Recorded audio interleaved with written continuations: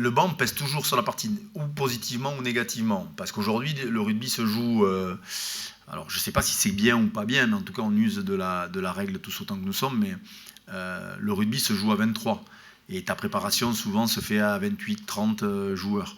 Donc, ce rugby à 23, il dénote aux alentours de la 55e jusqu'à la 65e un vrai changement. Et d'ailleurs, les matchs, parfois, s'en ressentent, parfois de manière positive, parce qu'il y a un changement radical d'une équipe ou l'autre. Mais c'est vrai que ça laisse planer une forme de creux dans le rythme des rencontres. Il s'avère que souvent, ça nous a réussi. Depuis le début de la saison, je n'ai pas toujours été satisfait de l'entrée de nos entrants. Il s'avère que sur le match, on fait un retour de mi-temps catastrophique à Biarritz. Et forcément, les entrants comme nous avaient remarqué la chose, parce qu'être pénalisé quasiment 6 fois en l'espace de 10 minutes nous met vraiment dans une situation un peu compliquée, ce qui permet à Biarritz d'y croire. Et nous de nous mettre dans une situation un peu moins confortable. Et c'est vrai que la rentrée du banc, malgré le carton rouge, nous a fait quand même le plus grand bien. Antoine a beaucoup encore de travail, mais il est évident que c'est un garçon qui ne laisse pas indifférent et qui est capable de faire la différence très régulièrement. Maintenant, c'est aussi l'environnement et la capacité qu'a eu l'équipe à remettre un peu l'avancée, notamment dans la seconde partie de mi-temps, qui nous a permis aussi de le mettre un peu plus à l'aise que ce que malheureusement Alexis a eu comme ballon à jouer au début de retour de mi-temps, ce qui n'a pas été le cas sur la première mi-temps, puisque malgré l'échec de la dernière passe, on avait des intentions qui étaient quand même plutôt louables. Je suis inquiet parce que l'environnement général ne peut pas et ne doit pas laisser passer ce genre de fautes et de plaquage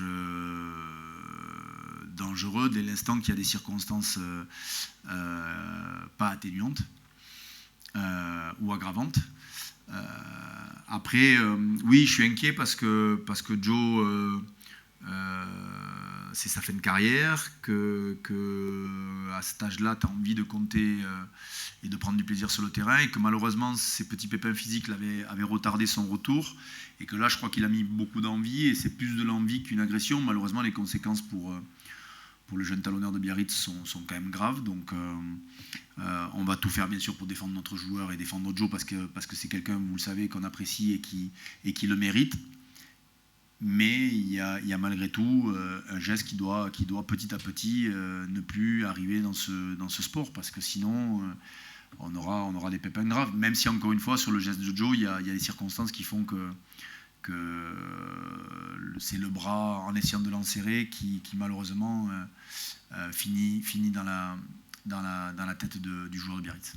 Après, il y a une statistique toute simple. À moins de 15 points pris, on sait qu'on a un pourcentage de victoire assez élevé. Donc, déjà, si on prend peu de points, on s'évite une mauvaise nouvelle. Après, ce groupe-là, ce jeune groupe-là, gagne en maturité et s'habitue à gérer les moments clés, les moments charnières, les sorties de camp, les retours de points marqués, des situations sur lesquelles notamment dans la saison passée, parfois on s'était énormément fragilisé. Ils apprennent de leurs erreurs. On progresse, mais c'est vraiment loin d'être parfait sur ça. Mais c'est vrai que la gestion des temps faibles de l'équipe, si tant est qu'il puisse y en avoir sur le plan physique ou technique ou stratégique par moment, ou tactique par moment, sont quand même compensés par une maîtrise collective qu'on n'avait pas forcément. Alors après, je ne le prends pas comme argent comptant et quelque chose d'immuable et acquis. Je pense que c'est quelque chose qui s'entretient, qui se travaille, et ce qu'on ne maîtrise pas, ou en tout cas ce qu'on n'est pas capable de mesurer, c'est le niveau de confiance. Et on sait très bien qu'il se délite très vite, mais que quand on l'a, on a cette chance-là de pouvoir surfer dessus. Et la pire des choses, ça serait de penser que rien ne peut nous arriver, qu'on a juste besoin d'enfiler le maillot pour battre telle ou telle équipe. Donc je suis malheureusement là pour leur rappeler au quotidien. Pau, non, au même titre que Brive, que certains réussissent quand même des débuts de saison assez probants. Alors c'est toujours pareil, est-ce que la réussite est l'échec de certains, ou est-ce que c'est vraiment le bon travail et l'effectif de Pau est quand même un effectif de qualité, avec de gros joueurs, avec une formation qui fonctionne depuis quelques années. Donc c'est un club qui a connu un peu de phénomène yo-yo et qui paraît se stabiliser, en tout cas au regard de l'arrivée de Sébastien Picchironi, qui semble apaiser un peu l'écosystème palois. Après, j'ai trop peu de recul et déjà trop peu de respect pour les gens qui travaillent ici ou là dans les clubs pour aller me juger le boulot qu'ils peuvent faire. Mais ce qui est sûr, c'est qu'ils ont un effectif qui est quand même très intéressant, mais des joueurs qui interpellent. Alors que j'ai croisé, qui est parti d'ailleurs de l'environnement toulousain quand je suis arrivé, puisqu'il était parti justement pour s'occuper des équipes de jeunes, notamment les moins de 20 ans. Il a quand même bossé au pôle pendant un petit moment, le pôle de Toulouse. En tout cas, partout où il est passé, il a laissé plutôt une bonne image et du bon boulot, parce que l'image est un fait très nouveau dans notre milieu, mais ce qui est sûr, c'est que le boulot qui est réalisé est quand même assez consistant. Donc, ces résultats parlent pour lui. Et puis, je trouve que c'est quelqu'un qui dénote un peu dans ce paysage où on est toujours persuadé que c'est seuls les anciens joueurs ou les anciennes grandes gueules ou les mecs qui ont fait des carrières qui sont susceptibles d'entraîner. Moi, j'aime bien penser, et ça me plaît, que des garçons avec des parcours un peu différents puissent réussir. Et en l'occurrence, je lui souhaite le meilleur. S'il peut attendre encore au week-end, ça serait pas mal. Mais je lui souhaite, oui. En tout cas, ce mec dégage quelque chose de très sain dans notre milieu, où sincèrement, parfois, ça ne nous ferait pas de mal de redescendre un peu et de baisser le chauffage.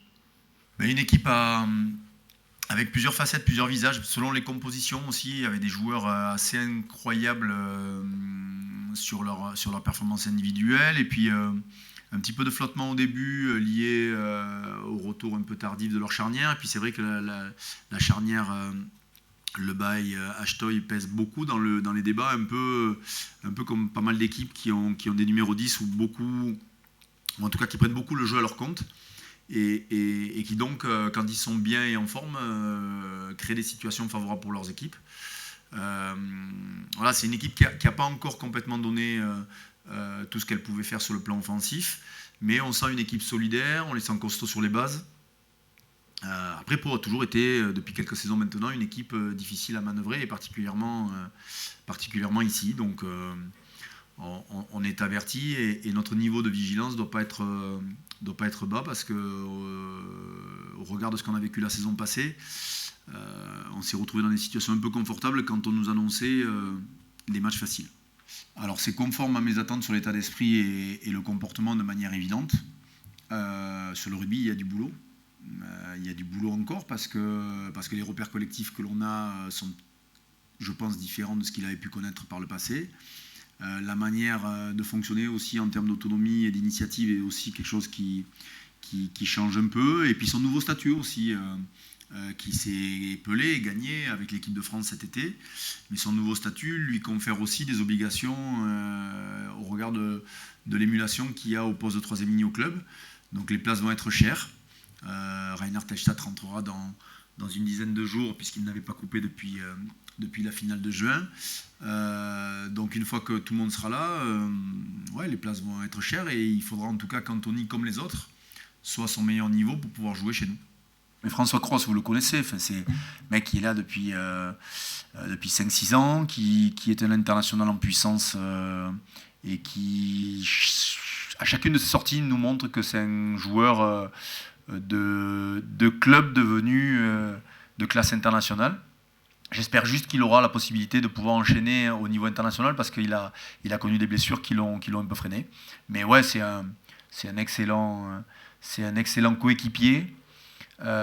C'est un joueur important dans notre dispositif, et puis c'est un garçon qui a 26 ans maintenant, qui est de 95 et qui a atteint, comme souvent à cet âge-là, la plénitude de son registre, parce qu'entre 26 et 30 ans, il maîtrise à la fois son physique, son rugby, l'environnement dans lequel il est exposé. Donc c'est souvent à ce moment-là que les joueurs, notamment à ce poste, font parler d'eux sur des durées conséquentes. J'espère surtout que François aura l'occasion de montrer son niveau qu'il a déjà montré en équipe de France, mais dans des équipes un peu compliquées, et qu'il pourra vraiment exceller à ce niveau-là.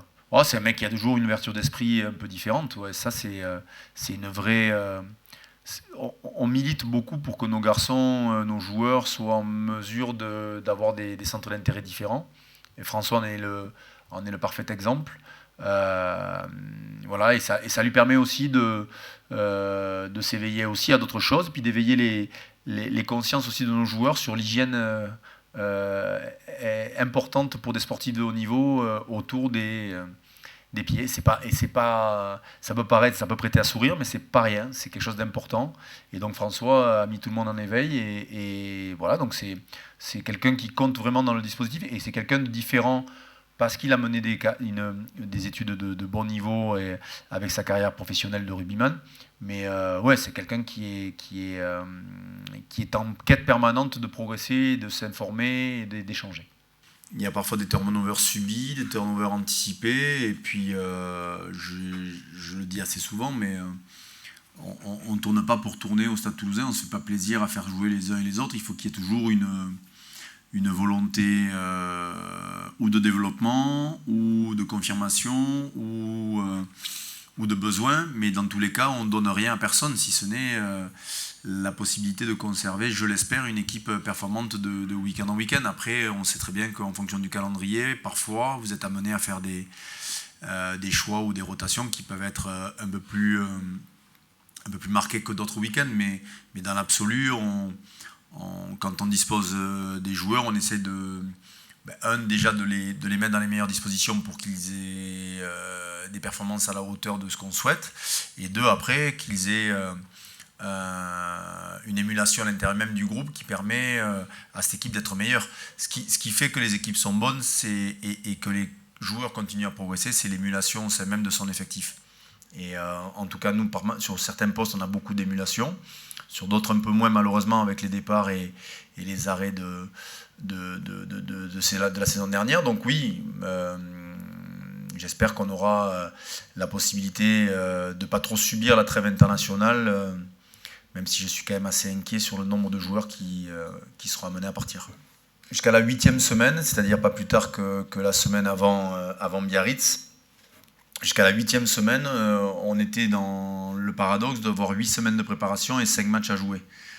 Donc c'était quand même plus un match amical. Donc c'était quand même assez particulier en termes de gestion, c'est-à-dire qu'on a été obligé, au sein même de nos séances, de compenser ce rattrapage physique, et malheureusement, le temps que tu passes à développer certaines choses, tu le perds sur d'autres. C'est vrai que dans tous les cas, on court un peu après le temps, et peut-être ces 3 semaines supplémentaires de préparation qui sont toujours quand même nécessaires, un sur le plan physiologique, et deux sur la capacité à mettre des petites nouveautés en place, ton rugby. Alors la chance que l'on a, c'est qu'on a un groupe assez stable, mais dans tous les cas, s'aventurer à faire une préparation de ce genre avec un groupe remanié aurait été du suicide.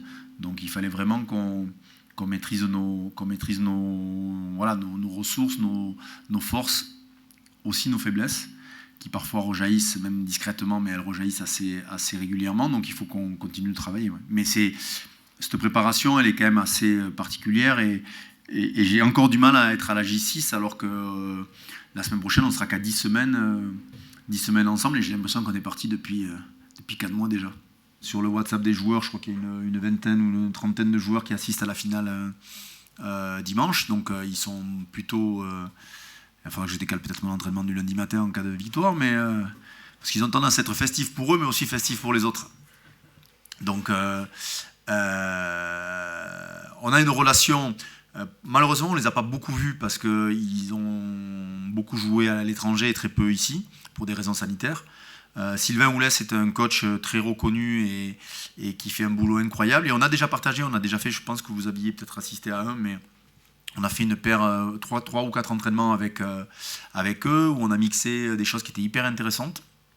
On échange aussi, ils viennent assister à nos séances, on est allé assister à une ou deux, notamment les dernières.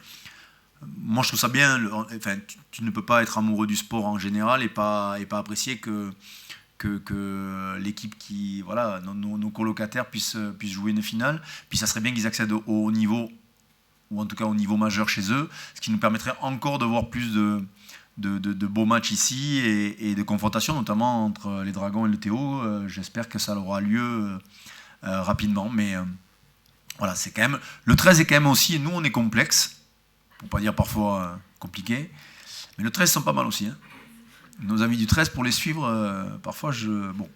Donc j'attends un peu, mais Sylvain, ouais, on garde. Il y a pas mal d'échanges entre les staffs, et c'est des gens qu'on apprécie, et moi je trouve ça génial qu'ils puissent être là. Et d'ailleurs, on échange beaucoup aussi avec le TFC, avec le hand, avec Colomiers, avec des sports où les staffs, on a créé une rencontre fin octobre pour échanger sur différents secteurs autour de la data, de la vidéo, de notre préparation, parce que voilà, on a la chance d'avoir ici des sports de haut niveau.